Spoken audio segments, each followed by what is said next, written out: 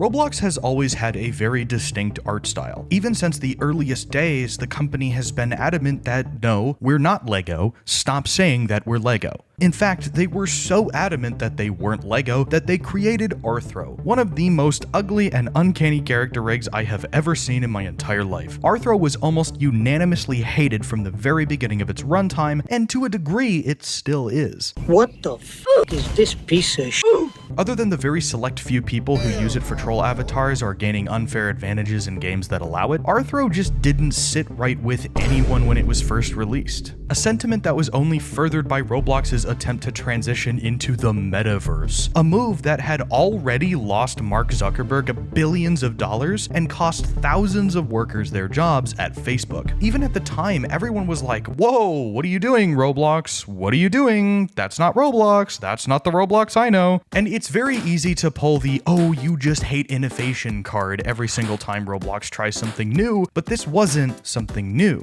This was a complete reset of the Roblox brand, moving away from their original message of being the most accessible video game building tool out there and more towards a warped dystopian caricature of what a gaming platform should be. This, on top of a lot of lawsuits, caused a drastic loss in value for the Roblox Corporation in terms of their stock price. So roughly over the past year, they've backpedaled on the whole metaverse thing and have settled on this interesting middle ground. In fact, events like the Classic make me think that this is Roblox's way of saying, hey, sorry for forcing Fortnite characters down your throats, here's a bucket, some wings, and a bunch of references. Have fun! However, Roblox has always been a platform built by us. And by us, I mean you. Because I don't know how to program, and the only time I ever build anything these days is for my own videos. But sure, it's built by us. And because it's built by us, we end up having all the power over what succeeds on the Roblox platform. And as much criticism as I give to games like Pet Simulator 99, even I have to admit that the art style is probably the most fitting on all of Roblox. This low-poly, plastic, Robloxy looking game that is very clearly targeted towards a younger audience. But the beauty of Roblox is that just because this game has billions of plays and is perpetually on the front page, it doesn't mean that every game has to be like it. And that's where we get to today's topic, something that I like to call the Roblox art style revolution. Since about May, I've gotten heavily back into Roblox. Not only is it by far the best gaming niche on YouTube, but it's also the most massive gaming platform on Earth, far surpassing that of Steam and Epic Games. And since my return, I've played a lot of games that I haven't before. Games that have seen a sharp rise in popularity, fitting into their own little pockets of the Roblox ecosystem. Whether that be completely original bangers that are honestly too good for Roblox, or far superior versions of previously popular games on the platform. I've seen a lot of stuff on here that I had no idea existed 2 years ago. Mostly because a lot of these games either weren't public or just didn't exist 2 years ago. Roblox was trying to stifle the very art style that they created so hard that there's no way I could have ever been exposed to games like Phighting or Regretevator because Roblox hated them. But since they've taken their foot off the gas and stopped forcing us to look like this, we've not only gotten some awesome site changes like dynamic heads, face tracking, and the ability to make our own packages and faces,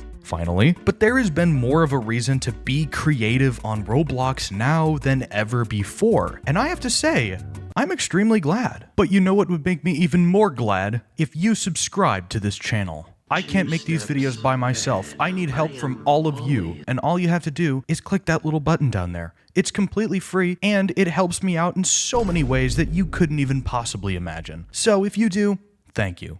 But now, back to the video.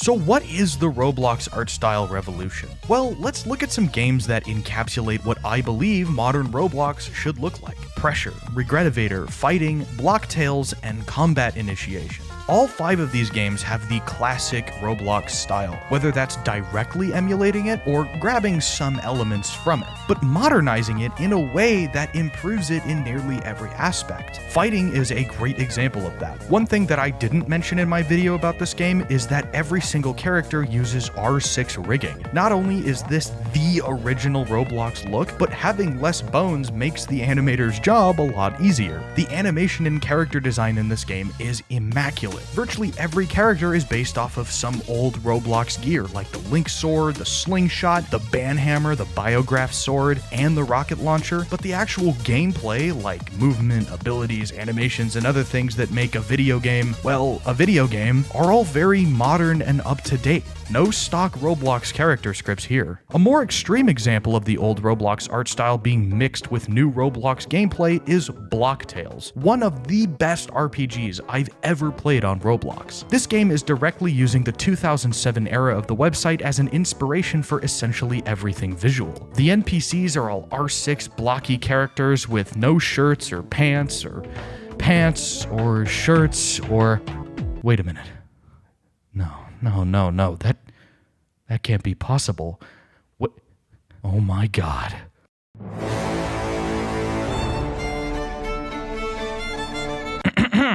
And they all wear classic Roblox hats. However, the gameplay emulates that of a traditional turn-based JRPG, specifically Earthbound, and it does so extremely well. The abilities are fun to use, the blocking mechanic is solid, and everything just works, which is way harder to do than it looks. And then you have combat initiation, which is just straight up old Roblox with new scripts, taking inspiration, like all good Roblox games should, from Ultra Kill, creating these insane movement options that are ridiculously fun, yet extremely difficult to master. There's a flamethrower, grappling hook, and all kinds of other bizarre gear that you can use to pull off some absolutely ludicrous moves. But the Roblox art style revolution isn't specific to just these games. Yes, these games all take inspiration in some way from old Roblox, but what I'm talking about in this video doesn't even require old Roblox to be a factor. My new favorite game, Pressure, and my other new favorite game, Regretevator, are both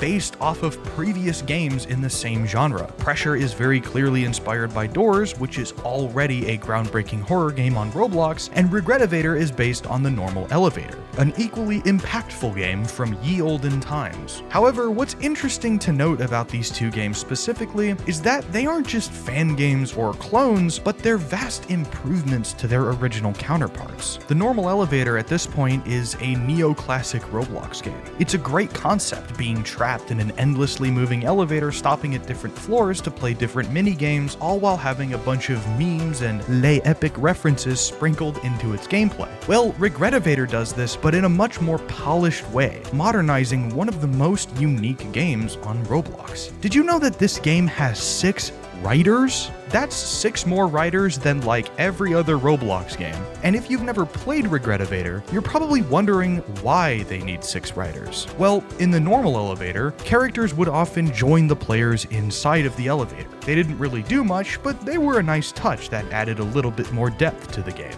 Well, guess what? Regretevator has that too. 21 of them to be precise, and unlike the normal elevator, every single character in this game has several unique interactions with every other character in this game. And if I remember my discrete math the way I should be, that's at least 210 unique interactions between characters. I say at least because some characters have multiple unique interactions with each character. Not to mention that there's voice acting, sad red ball, you can spray characters with water because they deserve it, and there's just an insane amount of unique floors to explore. This game is packed to the brim with content, yet it all still fits in the Roblox art style perfectly. And don't forget about Pressure too. Despite being a much darker game than Regretevator, it still fits in Roblox's art style. As mentioned in my video about Pressure, this game is near perfect execution of what Doors did before it. There's a lot more to this game that I didn't cover in my original video. Why? Because there's so much that if I did, the video would be like an hour long. Every single entity has lore.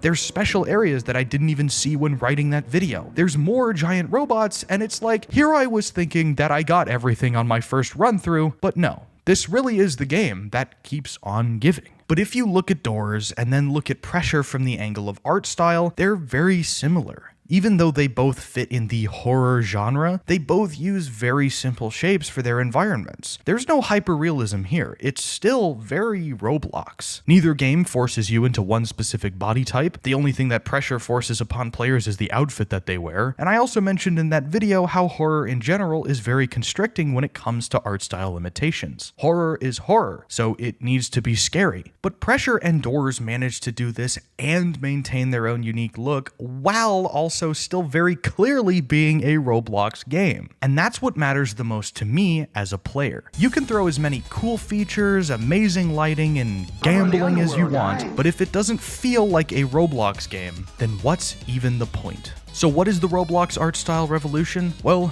it's exactly this. A blend of old and new, simple and complex, gameplay heavy, and oozing passion from every corner of its design. Because as much as the mainstream gaming landscape likes to dunk on Roblox every chance they get because it's quote-unquote not real gaming, there are now more creative devs than ever before on the platform, and they're making absolute 10 out of 10 Roblox games. Think of it this way. The mainstream looks at the most popular games on Roblox and immediately writes the entire platform off as some kind of kids' casino. When in reality, Roblox today is doing what it's always set out to do: power imagination.